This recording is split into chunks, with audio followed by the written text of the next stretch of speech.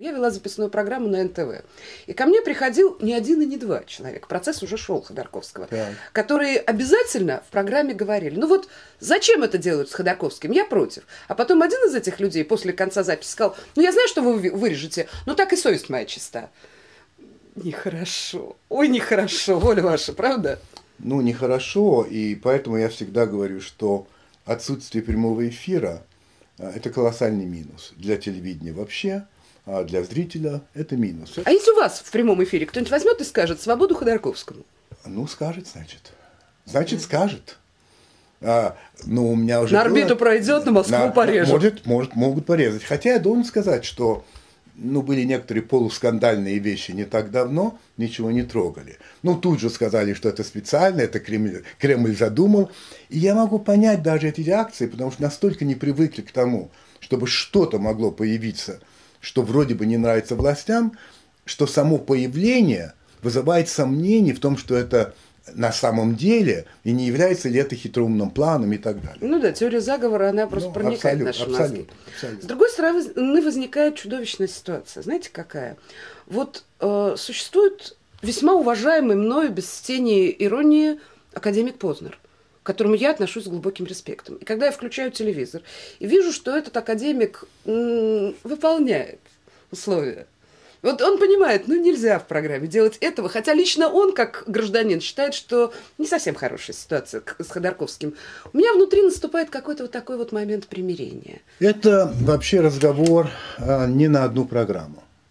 Я работал не только здесь, да? Я работал в Америке. 7 лет на CNBC. Это крупные. Да, конечно. Нашу программу с Донахью закрыли по причинам политическим. Да? То есть это вещи, которые существуют во всем мире. Есть ограничения. Я всегда говорю, что свобода слова в средствах массовой информации – это коридор. Он может быть очень широким, он может быть узким, но у него есть стены. Это коридор. И как только вы захотите эти стены пробить, у вас будут неприятности. Я для себя решил очень простую вещь. Значит, я понимаю, что есть вещи, которые я не могу. Эту программу покупает Первый канал, покупает не кота в мешке, это тоже понятно, да. И я изначально договорился с Константином Львовичем Эрнстом.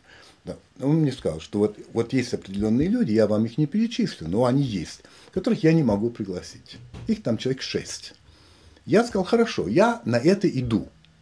Но больше, чтобы вы мне не добавили 8, 10 и так далее. Говорит, по рукам.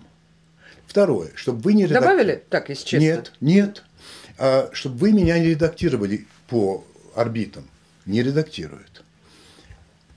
Я понимаю, что вдруг, если я начну говорить о Ходорковском, во-первых, я его подведу, будь здоров, самого Эрнста, я не понимаю почему, закроют мою программу.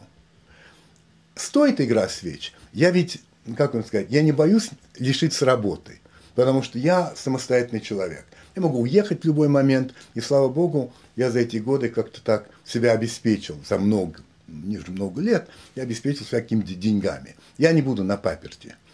Вопрос такой, я как считаю, то, что я делаю, имеет смысл, имеет какую-то пользу для этого самого зрителя? Имеет смысл быть, простите, полезным рейху-евреем? Нет, но я не считаю, что это рейх, и я не считаю в данном случае, что я тот еврей. Совсем нет. Понимаете? Этот рейх меня терпит, если его назвать рейхом. Терпит. Ну и хорошо. Если завтра не будет терпеть, я сделаю ручкой и скажу «о ревуар». Я поехал. Правда, сперва пресс-конференцию дам. И вот там я все расскажу, там да? я расскажу то, что я думаю. Вот опять-таки это грустная ситуация, когда начинаешь разговаривать с людьми о том же процессе. Сколько перебывало народу в коридорах там и того же «Эхо Москвы», и в других коридорах, которые в приватной беседе говорят: что за идиоты? Давно, если бы они по-другому все это дело повели, все бы, так сказать, они не загоняли бы себя в тупик. Да. Как только появляется камера и микрофон, очень многие политики говорят: да, все правильно. Послушайте, Евтушенко, который не является моим любимым поэтом, но человек, конечно, талантливый, в свое время написал стихотворение о Галилее. И там есть следующие строчки. Сосед ученый Галилея был Галилея не глупее. Он знал, что вертится земля, но у него была семья. А что вы хотите от людей? С вашей точки зрения, вот существует сегодня выход из того, в общем, безнадежного положения, в котором оказались все? Я журналист, а не аналитик. Это разные вещи. Я полагаю, что, может быть, и государство изменит свою точку зрения. Ведь теперь важно очень, чтобы государство не потеряло лицо. Да, оно уже его потеряло. Оно его потеряло. Но все-таки кто его знает, какие могут быть ходы. Это положение чрезвычайно тяжелое. И сами себя загнали. Это абсолютно верно. Можно ли выйти им из этого положения? Я не знаю. Я не очень понимаю. То есть я понимаю, как. Но для этого нужно определенные шаги предпринять, которые болезненны. Есть одна очень опасная вещь для руководителя. И причем чем больше он руководитель, тем это опаснее. И когда личные чувства неприязни или наоборот приязни приводят к принятию какого-то решения. На самом деле руководитель в этом смысле должен быть абсолютно отстраненным. Я полагаю, не знаю, я на эту тему не разговаривал, но я полагаю, что Владимир Владимирович Путин плохо относится к Ходорковскому. И, возможно, это играет, если не решающую, то очень большую роль в процессе. В этом. Сечин тут человек не первый. Угу. Тут не он принимает эти решения. Горбачев, вернув Сахарова в Москву, исходил не из симпатии к Сахарову. Это я вам говорю точно. А из целесообразности. Вот. Дай-то Бог, что... И люди говорили, что это не может быть, этого не будет никогда. Произошло. Я не ставлю параллели между Горбачевым и Путиным, но просто вот это пример того, что когда целесообразность берет вверх.